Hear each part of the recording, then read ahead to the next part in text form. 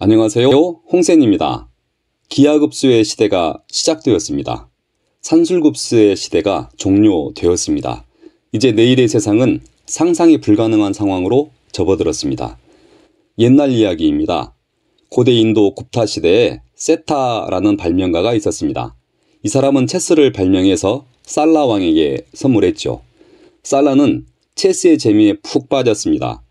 그는 체스 발명가 세타에게 선물을 주고 싶었습니다. 그래서 그는 세타에게 묻습니다. 세타여, 그대의 소원을 들어주겠소. 무엇을 원하시오? 세타가 말합니다. 왕이시여, 제 소원은 작습니다. 체스칸에 곡물을 채워주십시오.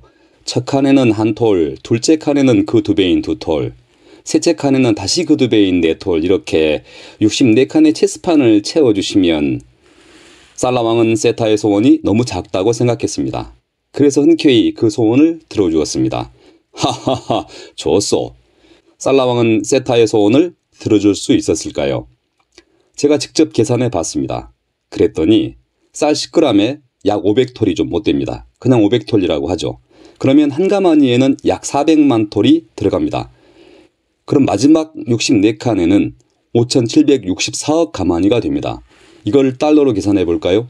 100조 달러가 넘습니다. 첫 칸부터 다 모으면 200조 달러가 넘게 됩니다. 여러분, 미국의 1년 GDP는 20조 달러입니다. 우리 한국은 1조 5천억 달러이고요.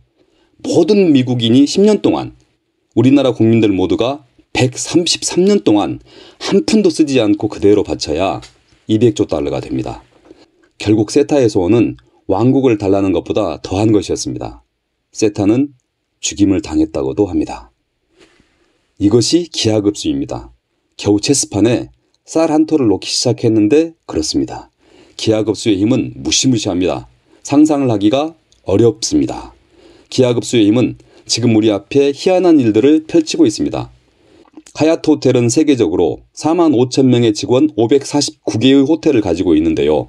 건물은 물론 방이 하나도 없는 에어비앤비가 훨씬 가치가 높습니다. 우버도 그렇습니다. 차를 한 대도 소유하지 않은 우버가 GM보다 훨씬 더 비싼 회사입니다. 공장 하나 없고 생긴 지 얼마 되지도 않은 구글이나 페이스북이 세계 10대 기업을 차지하고 있습니다.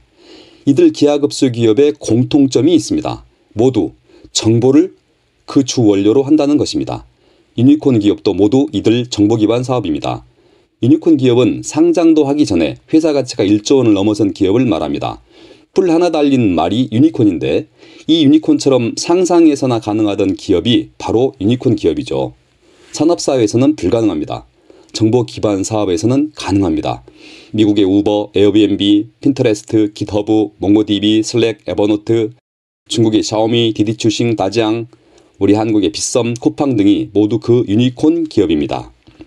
정보기술과 정보가 중요합니다. 특이점이 온다의 저자 레이 커즈와일은 예언했습니다. 정보 기반 환경에서 기술 발전 속도는 기하급수적 성장 곡선을 따르게 되죠. 가성비는 매년 혹은 2년마다 그 2배가 되고요. 라고요. 기하급수죠. 이와 관련된 커즈와일의 이야기가 있습니다. 1990년에 거대한 프로젝트가 시작되었습니다.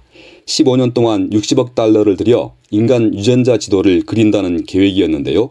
그리고 7년이 흘렀습니다. 그때 겨우 유전자의 1%만을 해독했습니다. 대부분의 전문가들은 완성하려면 700년이 걸릴 것이다 이렇게 했는데요. 1%에 7년 걸렸으니까 100% 하려면 700년이 맞지요. 산술급수로 생각하면 그렇다는 겁니다. 그런데 커즈와일은 앞으로 7년이면 완성된다고 호언장담했습니다. 그리고 둘 다 틀렸습니다. 유전자 지도는 4년 후인 2001년에 완성됩니다. 완성된 당시 유전자 지도를 그리는 비용은 1인당 27억 달러였습니다. 그런데 무어의 법칙을 정립한 무어가 2011년 자신의 지도를 그리는 데 지불한 돈은 겨우 10만 달러였죠. 그리고 다시 3년 후 그 비용은 1000달러로 낮아졌습니다. 2020년이 되면 1달러 이하로 떨어질 것이라고 합니다. 이 모든 것은 기하급수의 힘입니다. 기하급수의 시작은 무어의 법칙입니다. 1965년 인텔의 공동 설립자 고든 무어가 말합니다. 반도체의 성능은 24개월마다 그 2배씩 성장할 거요 라고요. 기하급수 성장, 무어의 이 말은 법칙이 되었습니다. 기하급수로 성장해온 정보기술은 세상을 뒤흔들고 있습니다. 이 기술에 기반하여 기하급수 기업이 탄생합니다. 저자들은 그 시점을 2006년 3월로 잡습니다. 아마존에서 클라우드 서비스를 개시한 때지요. 이때부터 도전하는 스타트업들이 쉽게 정보기술을 자기 기반으로 활용하게 되었습니다. 기하급수 기업은 디지털 정보를 활용합니다.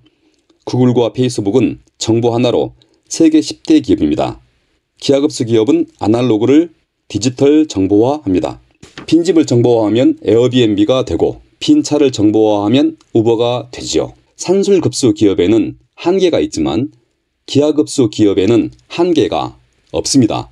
차 10,000대를 생산하던 기업이 다시 10,000대를 추가로 생산하려면 공장을 하나 더 지어야 합니다. 땅도 자본도 노동자도 그만큼 더 필요합니다. 생산하는 만큼 비용이 듭니다. 그런데 기하급수 기업의 성장에는 돈이 들지 않습니다. 우버의 차량 10,000대가 늘어나는데 무슨 돈이 들겠습니까? 기하급수 기업은 수평적으로 무한 확장합니다.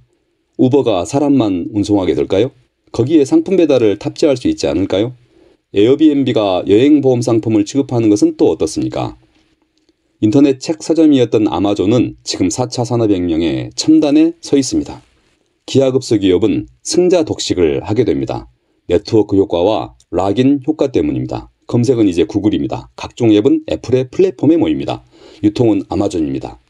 거대 규모, 거대 자본을 소유한 기업은 이제 그 소유 때문에 침몰해 갑니다. 거대 기업은 기하급수 기업과 연합하지 않으면 단숨에 날아갑니다. 1,400억 달러의 노키아가 몇 년 만에 72억 달러에 팔려버리고 맙니다. 측정 불가능한 것은 없습니다.